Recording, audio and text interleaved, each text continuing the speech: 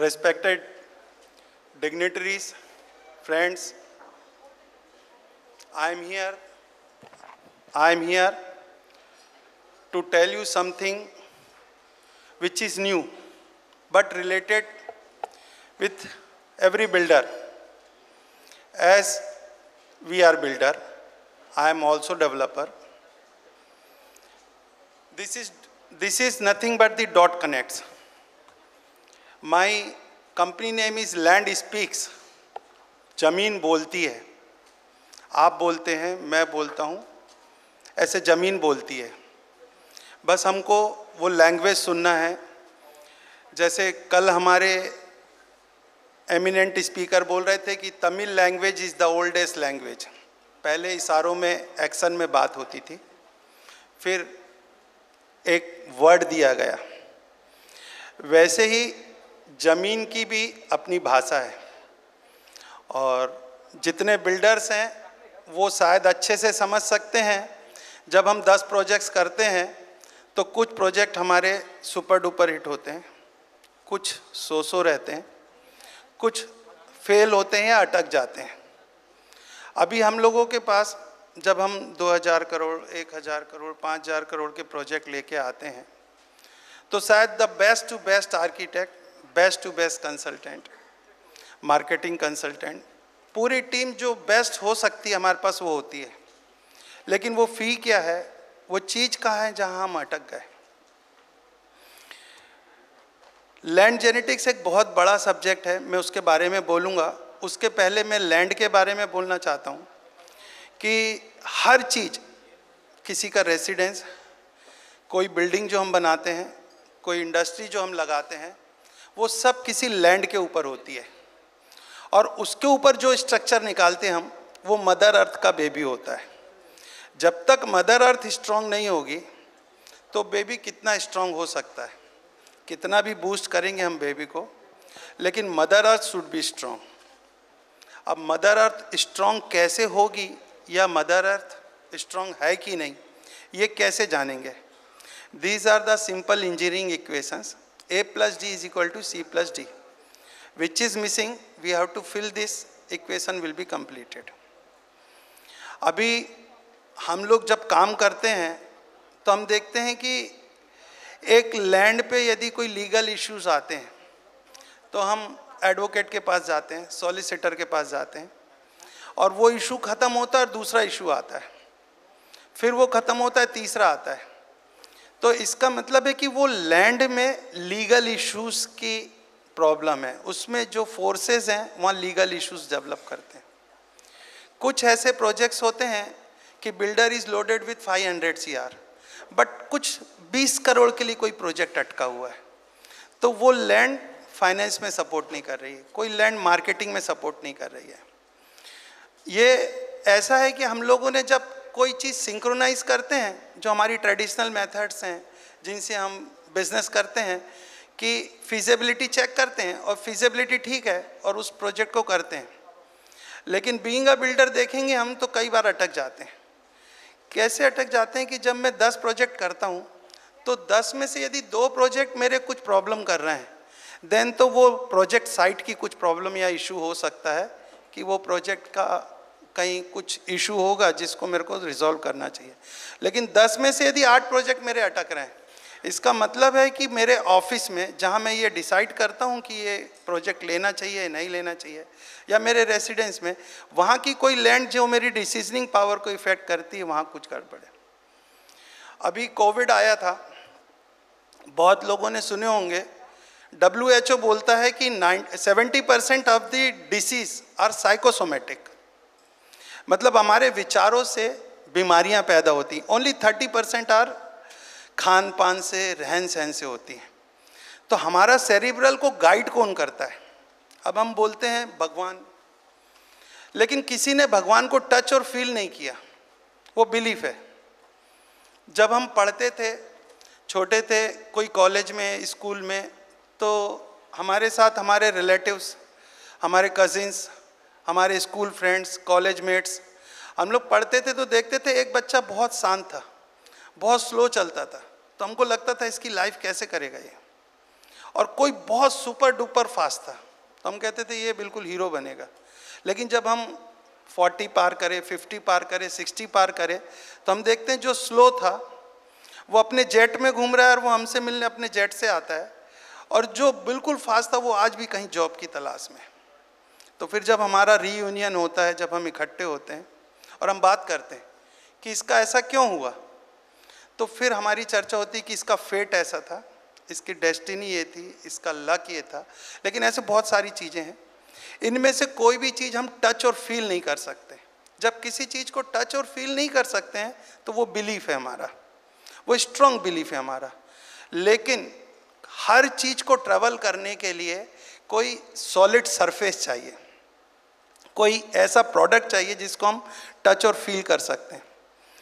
तो जब आप एक टास्क करते हैं, जब आपको चेन्नई के इस होटल में आना था तो आपको गाड़ी चाहिए, ड्राइवर चाहिए, पेट्रोल चाहिए, रोड चाहिए, नेविगेटर चाहिए, ऐसे बहुत सारी चीज़ें मिलके एक टास्क आप कंप्लीट करते हो।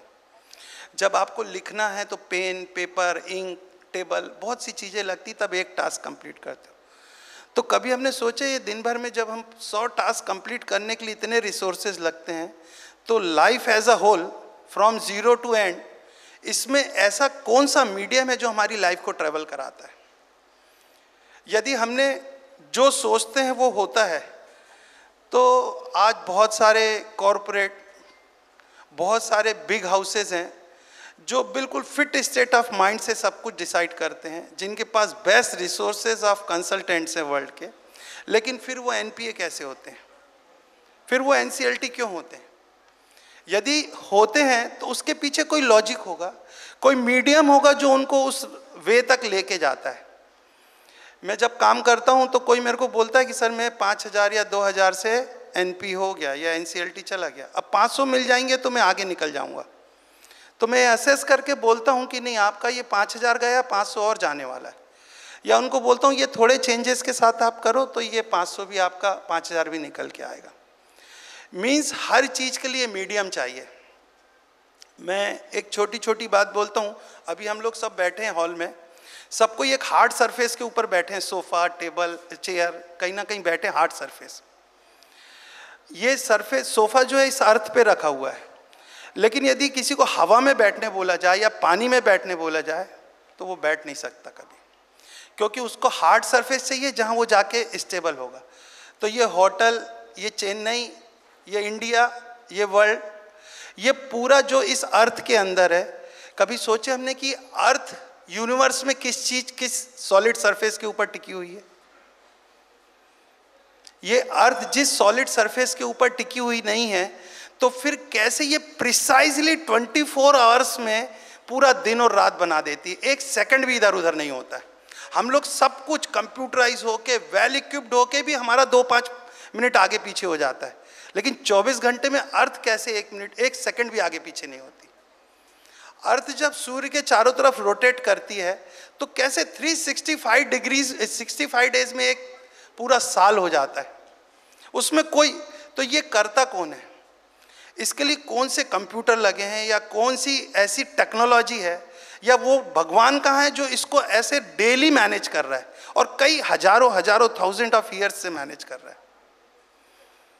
ये जो मैग्नेटिक पुल होते हैं, जो प्लैनेट्स सब प्लैनेट्स के मैग्नेटिक पुल होते हैं, ये एक दूसरे को मैनेज करते हैं और ये एक दूसरे को स्टैंडिंग देते हैं, लेकिन वो इतने स्ट्रांग और प्रिसाइज होते हैं कि वो परफेक्टली उतने टाइम में रोटेट होते हैं।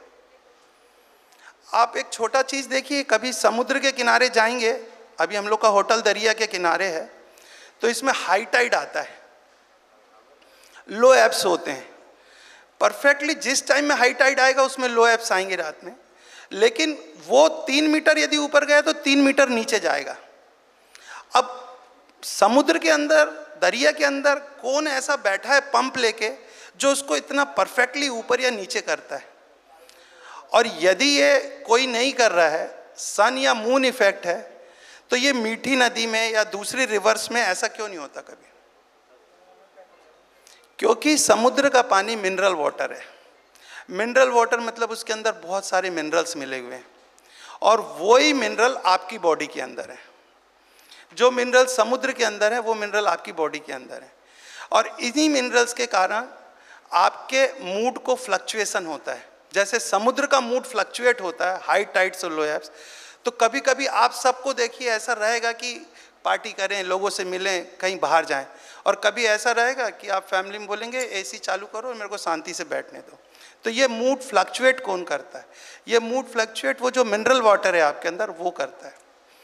तो हमको कुल मिलाकर ये समझना है कि लैंड की क्या मैग्नेटिक इफेक्ट्स हैं।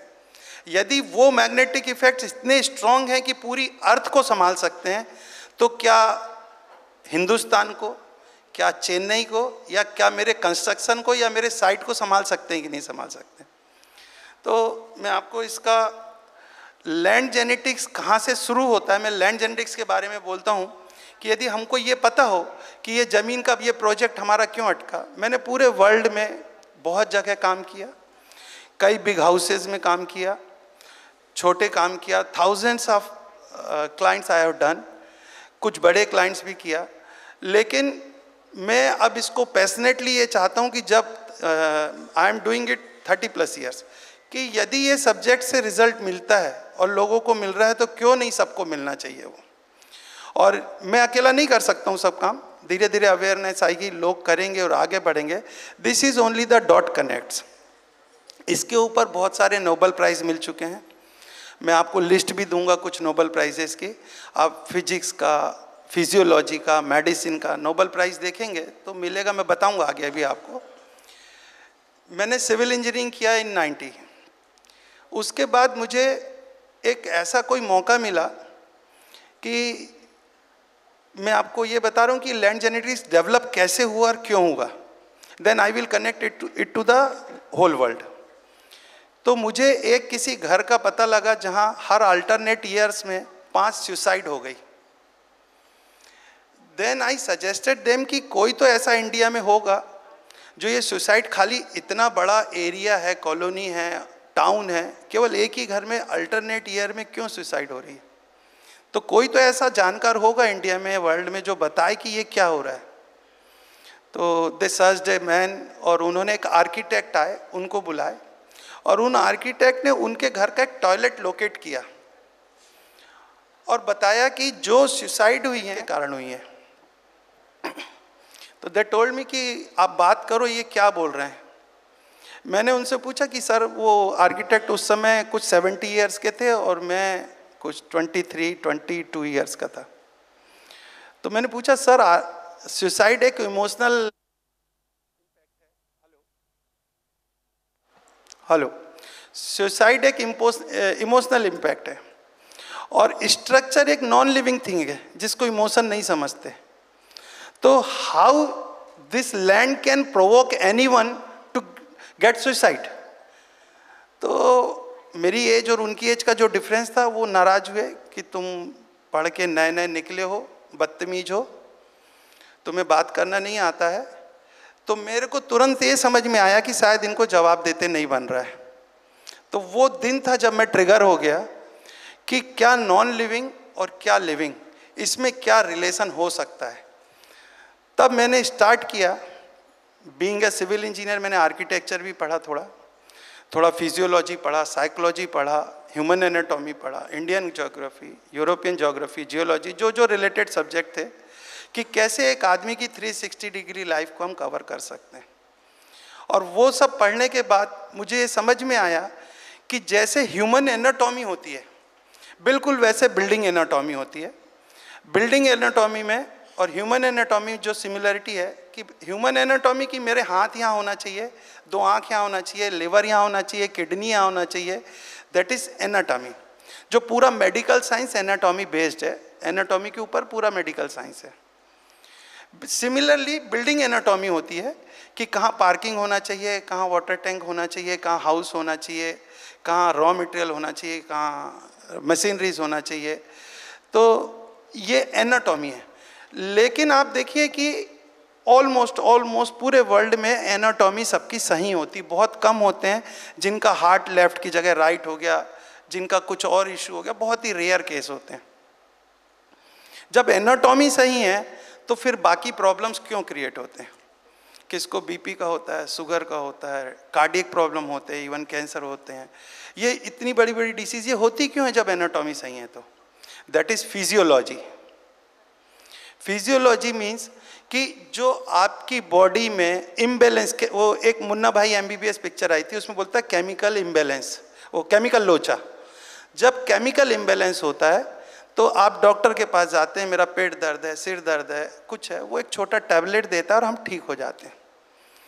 तो इस केमिकल बैलेंस को बनाने के लिए, इस केमिकल सेटअप को समझने के लिए, इस क्रोनोलॉजी को समझने के लिए फिजियोलॉजी एक सब्जेक्ट है। तो लैंड जेनेटिक्स इज फिजियोलॉजी, कि ज़मीन बात कैसे करती है यदि हमको समझना है तो हमको लैंड जेनेटिक्स का फिजियोलॉजी समझना पड़ेगा, किसी बिल्डिंग का फिजियोलॉजी समझना पड़ेगा, कि यदि मेरा प्रोजेक्ट मार्केटिंग में अटका है तो वो कैसे निकलेगा। वो लैंड खुद बोलेगी, वो आपसे बोलेगी कि क्या गड़बड़ हो रही है। यदि लीगल में अटका है तो लैंड बताएगी आपको। ये इतना बड़ा टॉपिक है कि मैं 1 घंटे में पिक्चर्स के साथ कवर नहीं कर सकता, लेकिन बेसिक्स पूरे आपको बोल के जाऊंगा कि हर चीज़, प्रॉब्लम्स बाद में आए, सॉल्यूशन पहले आए, और हर चीज़ का सॉल्यूशन है। मैं इसके एंडोर्समेंट के लिए 2-3 बात बोलता हूँ। मैं विज्ञान भवन में गया था एक बार, एड्स के सर्वाइवर थे। डॉक्टर्स का जब ऑन्कोलॉजिस्ट की मीट होती है, कार्डियोलॉजिस्ट की मीट होती है, तो कभी कभी मेरे को स्पीकर बनने का मौका मिलता है कि कोई डिसीज़ हुई तो हमको डॉक्टर के पास ही जाना है और वही ट्रीट करेंगे, चाहे सर्जरी करें या कुछ, लेकिन रिकरेंस नहीं होगा इसकी गारंटी कोई नहीं कर सकता। बट ये सब्जेक्ट ऐसा है जो आपको हर प्रॉब्लम का ओरिजिन दिखाता है, और कभी भी ओरिजिन एक पिन पॉइंट होता है किसी भी चीज़ का, अच्छा या बुरा पिन पॉइंट होता है। धीरे धीरे धीरे वो बलून शेप लेता है, और हम नॉर्मली उस बलून को संभालने की कोशिश करते हैं। यदि हमने उस पिन पॉइंट पे सोल्डर कर दिया तो पूरा बलून हमसे कंट्रोल हो सकता है, लेकिन हम 25 वर्टिकल वो बलून खड़ा, वो होल खड़ा कर देता है, और हम उस 25 वर्टिकल्स में काम करते हैं। और ऐसा कोई कारण नहीं है हमारी लाइफ में कि सिंपल ट्विस्ट लाइफ चेंज नहीं कर सकता। बीइंग ए बिल्डर, क्योंकि आज हम लोग इस देश की या पूरे वर्ल्ड की, हम लोग नेशन बिल्डिंग के लिए काम कर रहे हैं। बिल्डर और इंडस्ट्रीज 2 ऐसी कॉम है कि ये दोनों नेशन बिल्डिंग में द बिगेस्ट सपोर्ट, सबसे बड़ा सपोर्ट इन लोगों का इसलिए होता है क्योंकि ये इकोनॉमी को कंट्रोल करते हैं, इनके थ्रू इकोनॉमी रोटेट होती है। अब लैंड जेनेटिक्स में हम लोगों को ये समझना पड़ेगा कि लैंड जेनेटिक्स यदि हम आगे इम्प्लीमेंट करना चाहते हैं या इससे आगे काम निकालना चाहते हैं तो वो क्या क्या इम्पैक्ट देती है। तो मैं थोड़ा 2-5 मिनट में ये ब्रीफ करता हूँ कि लैंड जेनेटिक्स क्या है। ग्राउंड के अंदर 144 नॉन फोर्सेस हैं। जैसे आप कोई बॉल ऊपर डालिए वो नीचे ही आने वाली है, दैट इज़ ग्रेविटेशनल फोर्स। अर्थ की रोटेशन के कारण एक्सेंट्रिक फोर्सेस डेवलप होते हैं। अर्थ के सन के चारों तरफ रोटेट होने के बाद सेंट्रीफ्यूगल फोर्सेस डेवलप होते हैं। ऐसे 144 टिल नाउ, अभी तक के 144 नॉन फोर्सेस हैं इन द वर्ल्ड, और उन 140 फोर्सेस का ग्राउंड में एनी टाइम, अभी भी आप लोग भी बैठे हो तो वो 144 फोर्सेस अपना वो प्ले कर रहे हैं। हमारे सेरिब्रल के 108 डिविजन्स हैं, उनके सब डिवीज़न है, उनके माइक्रो डिवीजन्स हैं। जब हम अर्थिंग मिलती है हमको, तो जो हमारी स्पाइनल कॉर्ड है उसके नीचे एक ट्रायंगुलर सेक्शन बना हुआ है जिसमें केमिकल होता है। जैसे अर्थिंग मिलती है वो केमिकल सेग्रीगेट होता है और हमारे दिमाग के उस पार्ट को एक्टिवेट करता है जिसके लिए वो केमिकल सेग्रीगेट होता है। एग्जाम्पल मैं आपको बोलूँ, जब आप अपने ऑफिस में काम करते हो एसी चालू करके, तो आप काम करते रहते हो और आपको टाइम का पता नहीं लगता है, लेकिन जब 4 बजते हैं और आप घड़ी कहीं से देख लेते हो या कोई आपको बोलता है कि सर 4 बज गए, आपकी सेक्रेटरी बोलती है कि सर आपने लंच नहीं किए, तो आपको इमीडिएट भूख लगने लगती है। इसका मतलब है यदि आप 1:30 बजे खाना खाते हो तो भूख 1:30 बजे लगना चाहिए, लेकिन यदि आप काम कर रहे हो, लाइट्स बंद है या घड़ी नहीं देख रहे तो भूख नहीं लग रही है। भूख का ऑर्डर भी आपको दिमाग से आता है। हर चीज़ का ऑर्डर, हंसना, उठना, बोलना, चलना, सबके ऑर्डर दिमाग से आते हैं। तो ऐसा कोई कारण नहीं है कि हम अपनी लाइफ में जो चाहें और सक्सेस हम ले नहीं सकते। सुबह सुबह आप टीवी खोलिए, बहुत सारे साधु संत, प्रीचर, ये सब बोलेंगे थिंक पॉजिटिव, थिंक पॉजिटिव। हर आदमी, इवन अ मर्डरर, रेपिस्ट, कोई भी ऐसा नहीं होगा मेरे ख्याल से दुनिया में जो पॉजिटिव नहीं सोचना चाहता। लेकिन पॉजिटिव सोच का टूल क्या है? आप खुद को कंट्रोल करो। यदि मेरे को इतने एफर्ट आते तो मैं इतना मोटा ही नहीं होता। हमको यदि इतने एफर्ट आते कि हमको नेगेटिव नहीं सोचना है तो दुनिया में प्रॉब्लम ही नहीं होती। इसका टूल क्या है? ये जो लैंड जेनेटिक्स है, जो लैंड है, यदि आप ये चूज करके बैठ सकते हैं कहीं, तो इनर स्पिरिट से automatically the thoughts will be positive. Land genetics में हम दो चीज़ों को कंट्रोल करते हैं। एक ग्राउंड प्रेनिक फोर्सेस, जो ग्राउंड से निकल रहा है 144 फोर्सेस, जो हमारे सेरिब्रल को कंट्रोल करते हैं, और दूसरा कॉस्मिक इफेक्ट्स, जो हमारे मूड को कंट्रोल करते हैं। और इन दोनों को मिला के हमारा कोविड में देखिए, जो जेनेटिक्स की अभी तक वर्ल्ड में स्टडी हो रही है, वो स्टडी हो रही है जेनेटिक्स की कि ह्यूमन बॉडी के ऊपर सारे रिसर्च होते हैं। लेकिन कोविड में देखिए जब ऑक्सीजन नहीं मिला तो मर गए। इसका मतलब है कि सिर्फ ह्यूमन बॉडी के ऊपर मेडिसिन काम नहीं कर रही है। आपको कॉस्मोस के भी चीज़ें चाहिए, आपको ग्राउंड से भी चाहिए। मतलब जब ये तीनों चीज़ मिलेगी तब एक ह्यूमन बॉडी परफेक्टली वर्क कर सकती है। कल हमारे एक धुलिया के मिले थे भाई, उन्होंने बताया कि ये टाइम आ गया है नॉलेज इकोनॉमी का। पहले बोलते थे हम कि लक्ष्मी और सरस्वती एक साथ नहीं हो सकती, लेकिन उन्होंने बताया कि अभी टाइम है, अभी लक्ष्मी उसी के पास होगी जिसके पास सरस्वती होगी। अदरवाइज जो मेरी एज के या मेरे से और सीनियर, हम लोग बहुत ट्रेडिशनल स्टाइल के लोग हैं कि हमने सीधा सीधा लैंड लिया, काटा और उस कॉम्पिटिटिव मार्केट में उतर गया। किसी का सक्सेसफुल हो गया, किसी का नहीं हुआ। हमने कोई सर्वे नहीं किया, कुछ हमने नया कोई एक्सपेरिमेंट नहीं किया कि किधर जाना चाहिए और कैसे इसको करना चाहिए। तो लैंड जेनेटिक्स के बारे में बोलने के लिए बहुत है। यदि इसको मैं बोलता रहूँगा, मैं बाद में एग्जाम्पल्स के थ्रू जरूर इसके थोड़े वो बताऊँगा आपको। लेकिन अभी लैंड जेनेटिक्स का ग्लोबल प्रेजेंस कैसा है, ये तो मैंने टर्म कॉइन किया हूँ लैंड जेनेटिक्स। इसका ग्लोबल प्रेजेंस है पूरे वर्ल्ड में। हम लोग सबसे पीछे हैं जिनकी ये विद्या है, लेकिन न्यूरो आर्किटेक्चर, यूएस में कोर्स है 4.5 साल का, उसका नाम है effect of architecture on neural science. Harvard university अभी एक जो मैं बोल रहा हूँ इस पे 4 महीने का वोकेशनल कोर्स तैयार कर रही है। न्यूरो आर्किटेक्चर मतलब कि आपने जो आर्किटेक्चर बनाया, इस आर्किटेक्चर से आदमी के न्यूरोलॉजिकल न्यूरॉन्स, जो उसकी क्रोनोलॉजी, उसमें इम्पैक्ट क्या आया। जो घर आपने दिया, जो ऑफिस आपने दिया उसको, उसमें उसने कितनी हार्मोनियस लाइफ जिया। तो न्यूरो आर्किटेक्चर के लिए अभी यूके ने एक काउंसिल बनाए हैं। जैसे हमारे यहाँ रेरा है, माड़ा है, ऐसे एक डिपार्टमेंट बनाए उन्होंने, न्यूरो आर्किटेक्चर काउंसिल। उसका बिल वो पास कर रहे हैं अभी वहाँ पर कि न्यूरो आर्किटेक्चर काउंसिल है क्या। वो न्यूरो आर्किटेक्चर काउंसिल में आपको कंपलसरी जाना पड़ेगा और उस जगह पे वो परमिशन लेना पड़ेगा, क्योंकि आप यदि गूगल करेंगे तो आप उसमें लिखिए घोस्ट टाउन ऑफ चाइना। तो घोस्ट टाउन ऑफ चाइना में आपको 10 टाउन्स का एक डिटेल मिलेगा। वो पहले कभी विलेजेस थे चाइना के, 10 छोटे छोटे विलेज थे जिनका हैप्पीनेस इंडेक्स बहुत हाई था। तो गवर्नमेंट ने सोची कि क्यों नहीं, जब ये इतने अच्छे विलेज है और यहाँ लोग इतने खुश हैं, तो इसको हम शहरों में तब्दील कर दें। और उन्होंने उन 10 विलेजेस को टाउन बना दिया।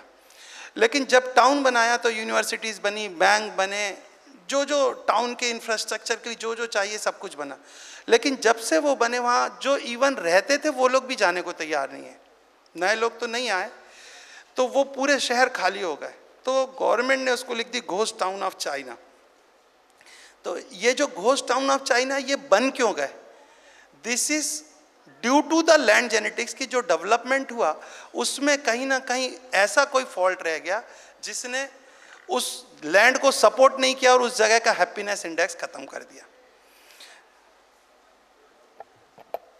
न्यूरो आर्किटेक्चर जो है ये करता क्या है?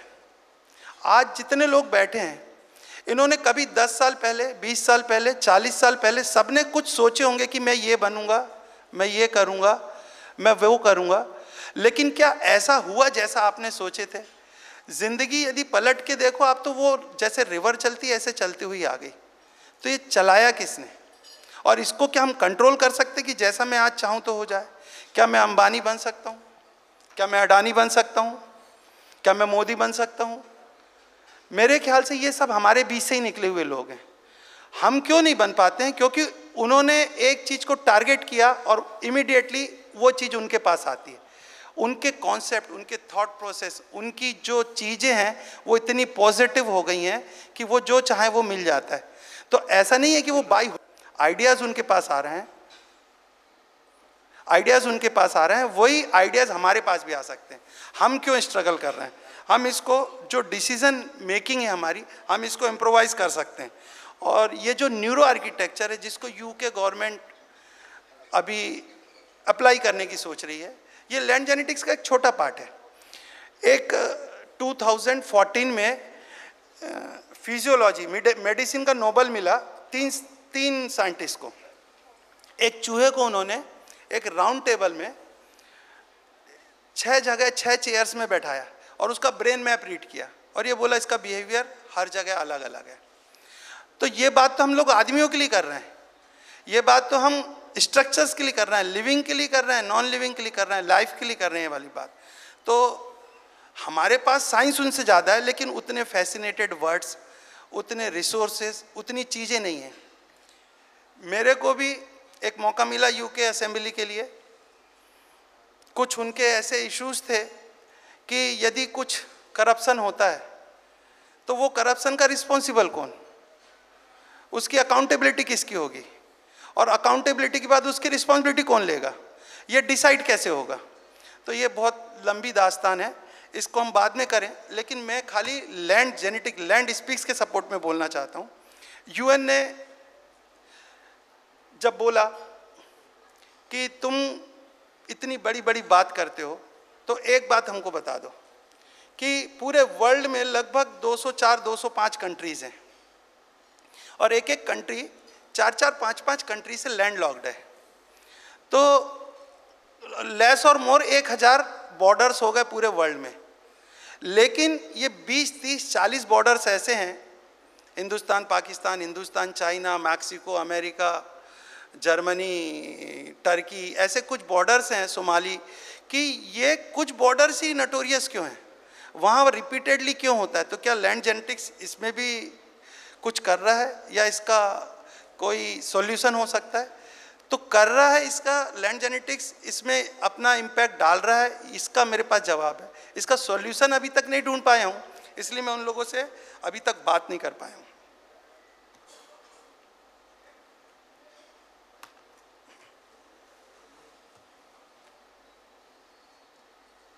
इन 35 सालों में मैंने बहुत सारे केस ऐसे देखे जब मेरे को ये समझ में आने लग गया कि ये ग्रुप 5 साल में ख़त्म हो जाएगा, ये आदमी इस केस में फंस जाएगा, ये कंस्ट्रक्शन लीगल में अटक जाएगा। लेकिन क्योंकि मेरे से किसी ने पूछा नहीं और मेरे को साइंस आता नहीं था, मेरे को बस जानकारी थी थ्योरेटिकल, तो मैं कोई पूछ ले तो धीरे से बोल सकता था, लेकिन उसका प्रूफ नहीं दे सकता था। जैसे वो आर्किटेक्ट साहब नाराज़ हो गए थे, तो मुझे भी खाली नाराज़ होकर अपनी बातों से बैक करना होता। मेरे को समझता नहीं था शुरू में कि इसका लॉजिक क्या है, इसका रीज़न क्या है। जब ये काम करते करते करते करते मेरे को धीरे धीरे लॉजिक्स मिलते गए, डॉट कनेक्ट्स होते गए। जब दूसरा वर्ल्ड में घूमा, बिल्डिंग बायोलॉजी सुना मैंने, गाइया करके ग्रीस का एक पूरा आर्किटेक्चर है जो न्यूरो आर्किटेक्चर पे बेस्ड है, न्यूरो आर्किटेक्चर है। ऐसे मैंने छोटे छोटे खूब सारे डॉट कनेक्ट किया तो लैंड जेनेटिक्स मेरे को मिल गया। अब इसमें मैंने कई ऐसे काम किया। मैं आपको दूसरे लोगों की स्टोरी बताने के पहले मैं मेरी स्टोरी बताता हूँ। मैंने एक कॉलोनी बनाया, मैं 5 कॉलोनी बना चुका हूँ। मैंने एक कॉलोनी बनाया, उस कॉलोनी में 345 प्लॉट्स थे और उसका जब सेल्स लॉन्च किया था 19 मार्च को, तो मैंने बिरला ग्रुप, क्योंकि वो लोग मेरे से कनेक्टेड हैं, कनोडिया ग्रुप, उन लोग को खाली ये दिखाने ले गया कि सब्जेक्ट की स्ट्रेंथ क्या है। मार्केटिंग इज़ डिफरेंट थिंग, इस सब्जेक्ट की स्ट्रेंथ क्या है। रात भर, वो वीडियो है मेरे पास, जिसको चाहिए वो वीडियो भी दूंगा मैं। रात भर लोग जो बायर्स थे, उसमें वहाँ लोकल डिस्ट्रिक्ट के कांग्रेस, बीजेपी के बड़े बड़े लीडर, प्रेसिडेंट, सब लोग वहाँ रात में चेयर में रात भर बैठे, उसमें चेयर लगा के नंबरिंग मैंने करके दिया। मैंने उनको बोला आप टेंट में चलो, उन्होंने बोले नहीं हम टेंट में नहीं जाएंगे, हमारा चेयर हम नहीं छोड़ेंगे। और सुबह 6 बजे से 10 बजे तक 4 घंटे में, जब हम आलू प्याज भी नहीं खरीदते, पूरे प्लॉट सेल हो गए। उसका वीडियो है, पूरा प्रॉपर वीडियो है उसका, पूरी वो। ऑफ कोर्स मेरी मार्केटिंग एजेंसी ने भी काम करी, लेकिन वो लैंड जो बोल रही थी कि मार्केटिंग में उतनी सपोर्टिव लैंड थी वो, कि वहाँ कुछ करने नहीं जाना था।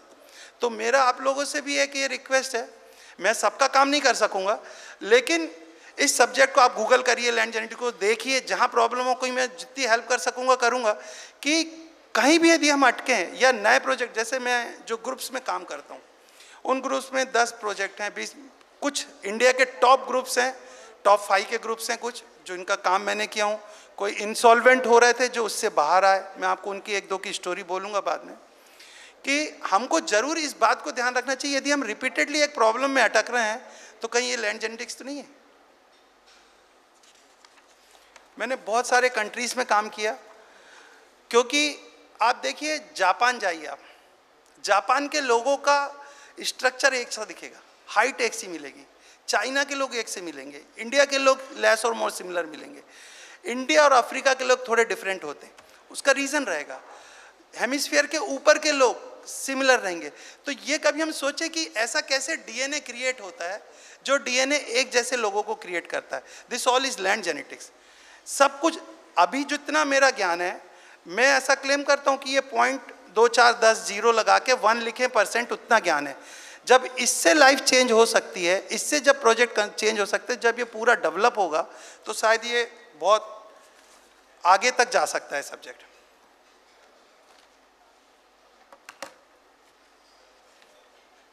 अब हमको इसको सुनना क्यों है? ये फालतू टाइम वेस्ट करना है या कुछ इससे हमको मिलने वाला है? ये क्या करने वाला है? कोई ग्रुप है सर मेरा, और मैंने बना लिया 2000 करोड़ रुपए, लेकिन मेरी फैमिली में मेरे को शांति नहीं मिली। मेरे ऑफिस में, वो भी मेरी फैमिली है, यदि मेरे लोग मेरे साथ अच्छे से नहीं है, मैं स्ट्रेस में हूँ, और मैंने एट द एज ऑफ 45-50 खूब से डिसीज़ ले लिया, तो वो ना मेरी लाइफ 360 डिग्री का business is by product, business money is by product. Business हमको करना है ज़रूर, बिजनेस से मिलेगा, लेकिन बिजनेस किस कॉस्ट में, ये भी हमको समझना पड़ेगा कि बिजनेस किस कॉस्ट में।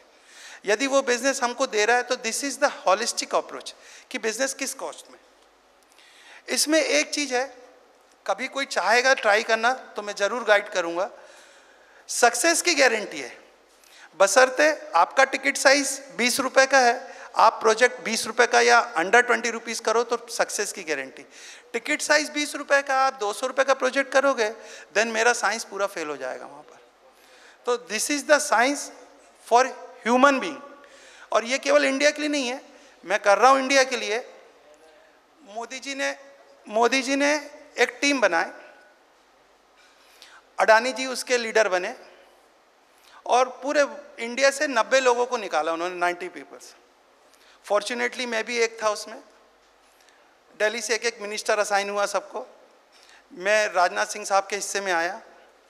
उन्होंने मेरा एक वीडियो बनवाया जो 27 मिनट का बना, और इलेक्शन के पहले ही सब कुछ कर लिया ये, और वो हमारा पीएमओ में डिपॉजिटेड है। वो 90 लोगों के जो रिकॉर्डिंग है कि आप किसी के लिए खुद का पेट भरने के लिए काम कर रहे हो, किसी दूसरे का भला करने के लिए काम कर रहे हो, या इससे कुछ देश का भी भला हो सकता है, कुछ ह्यूमन काइंड का भी, ह्यूमन बीइंग का भी भला हो सकता है। तो वो वीडियो सबके उसके लिए बने हैं। अब जिसका जैसा उपयोग जब वो कर पाएंगे, थोड़ा वो पॉलिटिकल इश्यूज हैं, नहीं तो वो शायद अब तक तो ये सब आगे आ चुका होता, क्योंकि इसके ट्रैक रिकॉर्ड, जो प्रूवन ट्रैक रिकॉर्ड लिखा है। मैं आपको सिर्फ एक बड़े बिल्डर का बोलूँगा, वो 2008 में, इंडिया में नाम है उनका, 2008 में वो इंसॉल्वेंट हो रहे थे, और 4 दिन उन्होंने जब अपने स्टाफ को सबको बोल दिया कि 50 to 5 करोड़ तक की सैलरी वाले लोग हैं, ये कुछ हल्ला नहीं करेंगे, ये कोर्ट जाएंगे या मीडिया में जाएंगे। तो 5 दिन बाद मेरे को मिले वो, 1 वीक में हमने उनके पूरे इंडिया में 27 प्रोजेक्ट थे, सब कुछ देखे, उनके घर गए, ऑफिस गए, और वो एक प्रोजेक्ट पे फोकस किए हुए थे। उनका कहना था कि यदि ये सर मेरा निकल गया 2 महीने में तो मेरे को 350-400 CR आएंगे 20 साल पहले, तो मेरी सैलरी चल जाएगी 2009 की, और फिर बिजनेस जैसा हम सब प्रेडिक्शन बेसिस पे करते हैं तो उसके बाद फिर आगे अच्छा हो जाएगा। और मेरे कैलकुलेशंस, मेरे परमुटेशन इक्वेशन से बोल रहे थे कि वो प्रोजेक्ट 6 महीने तो हिलेगा ही नहीं। देन मैंने उनको सजेस्ट किया कि सर वो सबब में एक आपका प्रोजेक्ट है, वो बहुत लिक्विडेटिव है, यदि आप चाहो तो हम उस पर फोकस करके देखते हैं। आप ख़त्म तो हो ही चुके हो, बस मार्केट में नहीं आई है बात, तो एक बार ट्राई और कर लेते हैं उसमें। तो द डिसाइडेड, और हमने उसमें 2 महीने में 450 यूनिट बुक किए। और एक बार जब रेवेन्यू जनरेट हो गया देन तो फिर हमने हर प्रोजेक्ट में किस में आफ्टर सेल्स की प्रॉब्लम है, किस में कॉन्ट्रैक्टर परेशान कर रहा है, किस में हमारे प्रमोटर्स की तरफ से, वो सब आइडेंटिफाई करके एक एक और उन सबको रिजॉल्व किया हमने। ये जो हम लोगों को नेशन बिल्डिंग की बात मैं कहता हूँ, क्योंकि बिल्डर्स एक ऐसी कम्युनिटी है जो हर काम बड़ी ह्यूज अमाउंट के साथ होता है। और दुनिया जो भी बोले, दुनिया बोलती है कि बिल्डर्स सब चोर होते हैं, बिल्डर्स बेईमान होते हैं, लेकिन मेरा अपना मानना ये है कि बिल्डर्स से ऑनेस्ट कोई कम्युनिटी नहीं हो सकती। आप जब फूड ग्रेन का, अनाज का कोई काम करता है, वो आज खाया कल वो वेस्ट हो गया। किसी ने कोई बैग बनाया, किसी ने कोई सोफा बनाया, वो 6 महीने में वेस्ट हो गया, कि साल में ख़त्म हो गया। प्रॉपर्टी ऐसी जो आज कोई परचेस करेगा वो 20 साल बाद, 50 साल बाद भी बोलती है प्रॉपर्टी कि मेरे साथ चीटिंग हुई, कि मेरे साथ अच्छा हुआ है। और यदि बिल्डर मार्केट में स्टैंड कर रहे हैं, इसका मतलब वो ऑनेस्टली काम करते हैं। लीगलिटीज़ और दूसरे फंक्शंस जो हैं वो इतने ज़्यादा हैं कि वो बिल्डर की ऑनेस्टी पे कभी कभी क्वेश्चन मार्क लगाते हैं। लेकिन मुझे नहीं लगता 99% कि बिल्डर चीटर होता है। बिल्डर वो काम करता है जो सबके करने की ताकत नहीं होती है, क्योंकि बिल्डर का प्रोडक्ट जो है वो गवाही देता है 50 साल बाद, 25 साल बाद। और हमको यदि मार्केट में बिल्डर बन के आए तो 2 दिन के लिए, 2 साल के लिए नहीं आते। हमको नेक्स्ट प्रोजेक्ट, अलग अलग प्रोजेक्ट करते जाना है, अलग अलग टाउन पकड़ना है, अलग अलग लोकेशंस पकड़ना है हमको। पहले में रेजिडेंशियल कर रहा, कमर्शियल कर रहा, रिसोर्ट में जाना है। तो बिल्डर जैसी ऑनेस्ट कम्युनिटी कोई नहीं है। तो ये जो हम लोग एक कम्युनिटी वाइज जो देश को सपोर्ट करते हैं, तो ये इनडायरेक्टली, क्योंकि आपका भला हो रहा है तो नेशन बिल्डिंग होती है। एक बिल्डर के पास 1000-2000 लोगों का डायरेक्ट इनडायरेक्ट बेनिफिट होता है। बहुत लोग, क्योंकि हम कभी काउंट नहीं करते हैं इस बात को। कभी मैं जरूर बाद में, हमारे अध्यक्ष महोदय हैं प्रमोद जी, मैं बोलूँगा उनको कि क्रेडाई को ये बात रखना चाहिए कभी कि हमारा बिल्डर, जब आप देश की नेशन बिल्डिंग की बात करते हो, एक एक बिल्डर के पास कम से कम 2-5 हज़ार, 4 हज़ार, 10 हज़ार लोगों का डायरेक्ट और इनडायरेक्ट इन्वॉल्वमेंट रहता है। कितने जॉब्स क्रिएट करते हैं हम, कितने करते हैं बिल्डर लोग। एक चीज़ जो मैं करने वाला हूँ सर, जो शायद हर बिल्डर के काम की है। कल जब हमारे गेस्ट ने बोला कि चेन्नई को डेट्रॉयट ऑफ इंडिया, एशिया कहते हैं, कानपुर को मैनचेस्टर कहते थे, तो ये कैसे एक टाउन डेट्रॉयट बनता है, कैसे एक टाउन मैनचेस्टर बनता है, बॉम्बे कैसे इकोनॉमिक कैपिटल हो गई, दिल्ली कैसे पॉलिटिकल कैपिटल हो गई, कलकत्ता कैसे कल्चरल कैपिटल हो गई, लखनऊ कैसे कल्चरल कैपिटल हो गई। ये हर टाउन का, हम लोग अपन पूरे महाराष्ट्र से सब जगह से इकट्ठे हुए हम लोग, हर शहर का एक मिजाज होता है, हर शहर की एक हारमोनी होती है। तो उस शहर का मिजाज कैसा है, उसका बिहेवियर कहता है, डिकोडिंग ऑफ लैंड बिहेवियर। मैं धीरे से एक सीरीज लाने वाला हूँ अभी वीडियो की, कि हर लातूर का मिजाज ऐसा क्यों है, औरंगाबाद का मिजाज ऐसा क्यों है। कोई टाउन बहुत पॉलिटिकल होता है, कहीं बिजनेस बहुत होता है, कहीं, और कोई क्रॉप किसी पर्टिकुलर जगह पे होती है। ठीक है, लैंड मिनरल्स तो हैं, वो क्रॉप को सपोर्ट करते हैं, कहीं सरकी होती है, कहीं सोयाबीन होता है, लेकिन सेम वे वो आदमियों को भी अंदर, हमारे अंदर भी मिनरल्स है ना, वो मिनरल्स को, वाटर जो हम यूज़ करते हैं उसको कहीं ना कहीं चेंज करते हैं, उसको कहीं ना कहीं इफेक्ट करते हैं। जैसे हम लोगों ने जब इंजीनियरिंग करे, या जब हम स्ट्रक्चर कोई डालते हैं, कोई मल्टी स्टोरीड बिल्डिंग डालते हैं, कोई बंगलो बनाते हैं, कुछ करते हैं, तो हम लोग देखते हैं लैंड में स्ट्रेटा कैसा है उसका, उसमें वाटर टेबल कैसा है, सॉइल की क्वालिटी कैसी है, लेकिन अभी तक मैंने सिविल इंजीनियरिंग करा, आर्किटेक्चर में, जियोलॉजी में या किसी भी सब्जेक्ट में लैंड का बिहेवियर कैसा ये नहीं पढ़ाया गया। और this is all about the behaviour of land. मुझे जिस लैंड से पार्टनरशिप करना है, मुझे उस लैंड का बिहेवियर पता होना चाहिए। हम दो लोग पार्टनरशिप करना चाहते हैं, बिजनेस करना चाहते हैं हम दो लोग, तो पहले हम बिहेवियर मैच करते हैं, तब पार्टनरशिप लंबी चलेगी, नहीं तो थोड़े दिन बाद ब्रेक हो जाएगी। सेम वे लैंड का भी बिहेवियर हमारे साथ मैच होना चाहिए। तो this is all about the behaviour of land और synchronisation the non living things with the life, sorry with the life.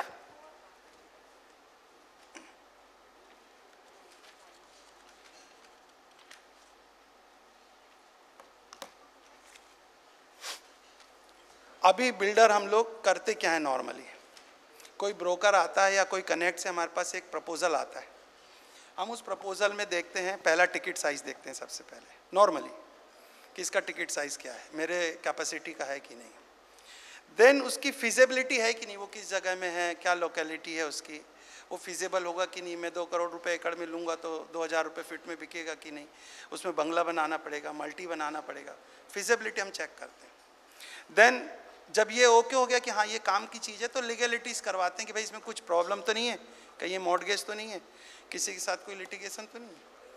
और लास्ट में बीइंग अ बिल्डर हम ये देखते हैं कि ये बिकेगा कि नहीं बिकेगा, मार्केटिंग इसकी हो पाएगी कि नहीं हो पाएगी, कहीं हम किसी उसमें अटक तो नहीं जाएंगे। तो ये हम लोग का ट्रेडिशनल स्टाइल है अभी तक के, कि हम ऐसे करते हैं। लेकिन द न्यू स्टाइल कि पहले हमको उस लैंड को सर्च करना चाहिए कि ये लैंड पोटेंशियल है कि नहीं। लैंड पोटेंशियल नहीं होगी तो आप लोगों के भी कई एक्सपीरियंस होंगे सबके, जो 20 साल के 30 साल के बिल्डर हैं, जो 2 साल या 4 साल के होंगे शायद उनके नहीं हो, जो 20-30 साल के या 50 साल के बिल्डर हैं उनके कई एक्सपीरियंस होंगे कि सब कुछ प्राइम लोकेशन चर्च गेट की बिल्डिंग का काम अटक गया और विरार की बिल्डिंग का काम आगे निकल गया। कि लोकेलिटी एक चीज़ है लेकिन पोटेंशियलिटी अलग चीज़ है।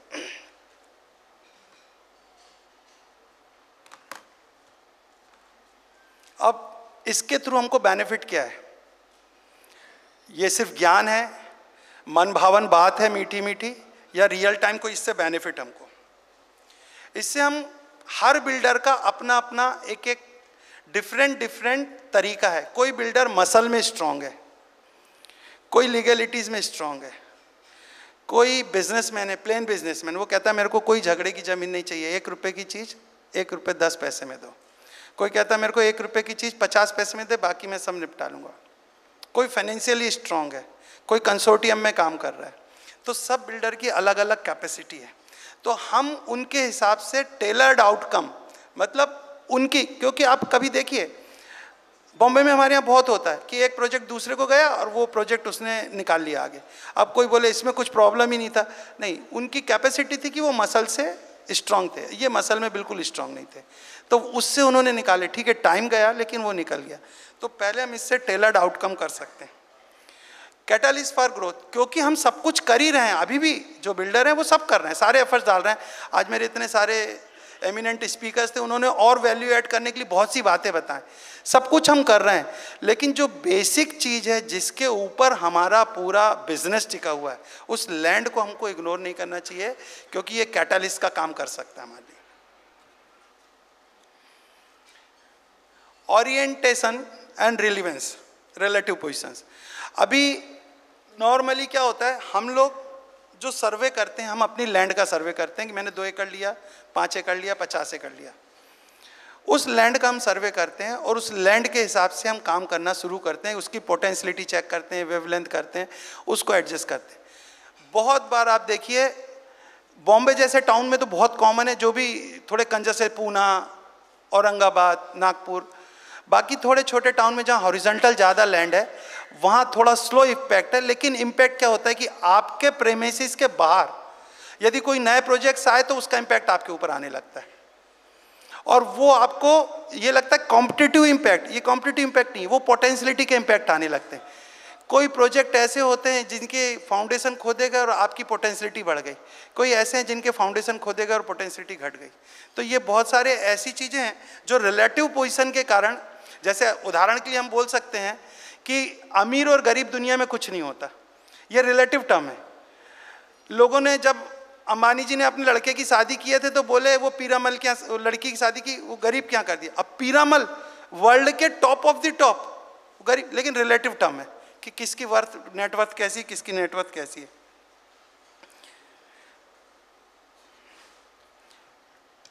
जो लैंड लेते हैं बहुत इंपॉर्टेंट है, ये हम देशों की कंडीशन से समझ सकते हैं कि इंडिया की कंडीशन ऐसी क्यों है, चाइना की कंडीशन ऐसी क्यों है। मैं इसके बारे में बहुत वीडियो भी हैं मेरे कि चाइना रूल कैसे कर पाता है, इंडिया क्यों नहीं कर पाता। इंडिया के ऊपर इतने अटैक्स होते हैं, इंडिया के ऊपर इतने अटैक होते हैं, इंडिया के ऊपर इतने अटैक होते हैं, फिर भी कैसे आगे निकल रहा है। सर मेरे को थोड़ा जल्दी कवर करना पड़ेगा क्योंकि मैं जो इम्पोर्टेंट पॉइंट्स हैं वो बोलता हूँ।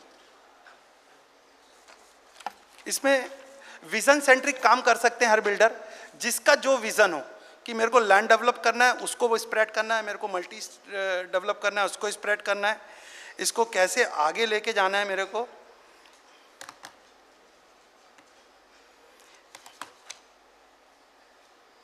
इसमें sir health, wealth and coordination तीनों चीज एक ही सब्जेक्ट में कवर होती है। इसमें ऐसा नहीं है जैसे हम लोग को फाइनेंस की ज़रूरत है तो हमको फाइनेंशियल इंस्टीट्यूशन में जाना है, सीए के पास जाना है, हेल्थ की ज़रूरत है तो डॉक्टर के पास जाना है। ये लाइव 360 डिग्री सब कुछ कवर करके देता है। मैं एक लास्ट आपको एक एग्जांपल बोल के या दो example, how much time I can take, no time, ठीक है sir, I have to wind up. ये बहुत बड़ा है, कैसे इसको सिंक्रोनाइज किया जाए, लेकिन I want to thank Pramod ji कि इन्होंने बिल्डर्स के बीच में ये बात रखी। 10th 11th को मैं रायपुर जा रहा हूँ, वहाँ ऑल इंडिया स्टील कॉन्क्लेव है जहाँ पावर, स्टील और कोल के लोग हैं, पूरे इंडस्ट्रीज हैं, कि ये सब्जेक्ट लोगों को पता लगे कि छोटा सा ट्विस्ट है लाइफ में, बहुत बड़ा कुछ नहीं करना होता। At the time of land selection आपको you have to be alert, और यदि कुछ गलत हो गया तो हम उससे कैसे बाहर निकल सकते हैं। That's it, thank you very much, thanks a lot. Thank you, Mr. Deepak Agrawal. On behalf of CREDAI Maharashtra, we would like to thank and felicitate you. To felicitate Mr. Deepak Agrawal, I would like to call upon stage Mr. Appasaheb Pawar, President CREDAI Karad, and Mr. Amit Shirgaonkar, President CREDAI Pandharpur. आप दोनों से विनती है आप मंच की ओर आएँ और आज के इस इंसाइटफुल सेशन के लिए मिस्टर दीपक अग्रवाल का धन्यवाद दें। आइए एक बार ज़ोरदार तालियों से हम सभी डेलीगेट्स यहाँ पर धन्यवाद देंगे श्री दीपक जी अग्रवाल का, जिन्होंने लैंड जेनेटिक्स पर बहुत सारी इन्फॉर्मेशन आज के सेशन में हमें दी है। Thank you on behalf of CREDAI Maharashtra. Insightful and informative session on land genetics.